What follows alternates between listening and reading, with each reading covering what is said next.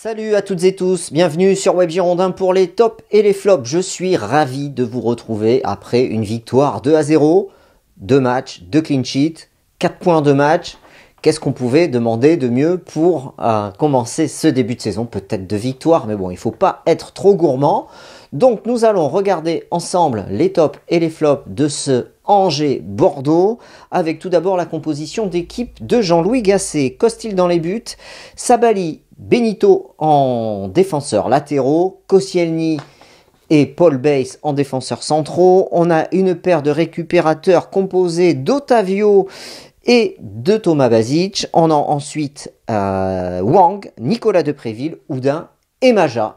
Voilà, donc une composition d'équipe un peu surprenante qui a évolué en 4-2-3-1 en position offensive, en 4-4-2 lorsque l'équipe est en défense. On voit que Jean-Louis Gasset s'appuie sur ce que Paulo Sousa a fait. On a vu beaucoup de jeux vers l'avant et une première mi-temps très aboutie des Girondins de Bordeaux. Si vous n'avez pas vu le match, c'est en première mi-temps que tout s'est joué, puisque Bordeaux a marqué ses 2 buts pendant cette première période, avec un but de Maja et un but de Thomas Basic. Allez, c'est parti pour les tops et flops. Mais avant ça, les choix du coach, les surprises. Est-ce qu'il y avait des surprises dans cette composition d'équipe? Eh bien, avec l'absence de Zerkan, on pouvait penser que Ruben Pardo, l'Espagnol, allait entrer dans le 11 de départ. Et non, il ne le fait pas, parce qu'il est assez limité, Jean-Louis Gasset, en termes de milieu de terrain. Donc, il préfère aligner 2 récupérateurs, 3 offensifs et une pointe, plutôt que de se cramer d'aligner un 4-3-3 comme il a pu le faire face à Nantes. Et on voit que c'est un très bon choix de la part du coach. On voit le retour de Loris Benito à la place de Maxime Pounget au poste de latéral gauche. Puis c'est tout. C'était une compo qui était plutôt séduisante et qui donne raison à Jean-Louis Gasset, qui apporte, je trouve, beaucoup de sérénité à l'équipe bordelaise, et notamment dans sa gestion. Il reste calme sur la touche, il replace, il s'affole jamais.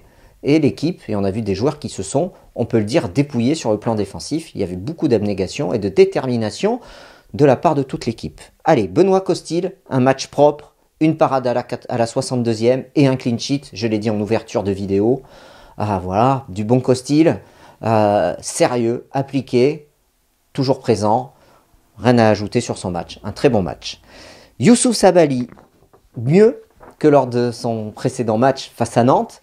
Sabali, on voit qu'il monte en puissance, il participe plus, notamment en première période, au jeu offensif. Il a fait des débordements et des centres. En deuxième mi-temps, un peu à l'image de l'équipe, il s'est contenté de défendre et de gérer cet avantage avec moins d'incursions dans le camp adverse. Mais l'équipe, dans son ensemble, est restée bien compacte et il n'a pas laissé d'espace à cette équipe en jeu vide.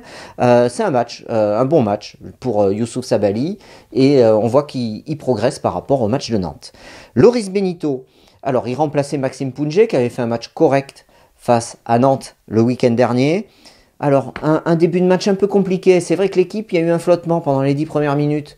Les joueurs ont dû prendre leur marque et Loris Benito a fait partie de ces joueurs-là. Et puis, après une première mi-temps compliquée où il a perdu des balles, mais il a retrouvé de l'activité et du rythme en deuxième période. N'oublions pas que c'est sa première titularisation à Loris Benito. Et il a quasiment pas joué en match de préparation. Voilà, donc il faut qu'il retrouve le rythme, et c'est plutôt de bon augure. Match correct de sa part au final. Laurent Koscielny, top joueur sur cette rencontre. Un grand top pour Laurent Koscielny. Une passe décisive sur le but. Il fait une ouverture incroyable en première mi-temps pour Nicolas Depréville qui part au but. Et Bernardoni gagne son duel face à Depréville. Défensivement, il a été impeccable. Le capitaine des Girondins, un gros match dans la relance, dans l'impact physique, dans les duels de la tête, il n'y a rien à dire, c'est un grand capitaine ce soir. Paul Bass. Paul Bass, il a été très bon également. Bon match de Paul Bass, bon complément de Laurent Koscielny. J'ai d'ailleurs fait la moyenne d'âge de cette défense bordelaise en incluant donc Costil, Koscielny, Bass, Benito et Sabali. Ça va de 34 ans à 27 ans et ça fait une moyenne d'âge de 30,8 années. Presque 31 ans de moyenne d'âge. On est expérimenté en défense et on est solide. Ça fait 2 matchs de Ligue 1 et on n'a pas encaissé de but. Donc c'est très bien. Donc un bon match de Paul Bass également. Concernant les milieux maintenant, les milieux de terrain et Otavio, un top pour Otavio. Vraiment, quel match, quelle intensité. Il a gratté un nombre incroyable de ballons, beaucoup de jeux vers l'avant, du replacement, indispensable au milieu de terrain des Girondins. Otavio, vraiment une très belle prestation de la part du Brésilien. Je regarde si j'ai noté autre chose. Jeu vers l'avant, bonne récupération. Il a été présent du début à la fin dans l'intensité. Et c'est ça qui est important. Quand les joueurs mettent l'intensité du début à la fin du match. Et lui, il le fait, donc c'est un grand top. Basic, un début de match plus timide. Il a eu du mal à se positionner. Même Otavio sur les 10 premières minutes. Et après, Basic, ça partait souvent dans son dos. Et après, il a pris la mesure du match. Il a pris le rythme. Et il a fait ce jeu vers l'avant. Et il accompagne l'occasion qui lui permet de marquer le deuxième but des Girondins de Bordeaux. Il est au départ et à la conclusion. Techniquement, c'est propre devant Bernardoni, qui avait gagné des duels auparavant dans la partie, face à Depréville notamment, et sur des corners, le gardien angevin, l'ancien bordelais, était bien sorti. Et bien là, il ne tremble pas, Thomas Basic, et il croise sa frappe et il trompe Bernardoni. Donc c'est un très bon match de Basic que je mets en top également.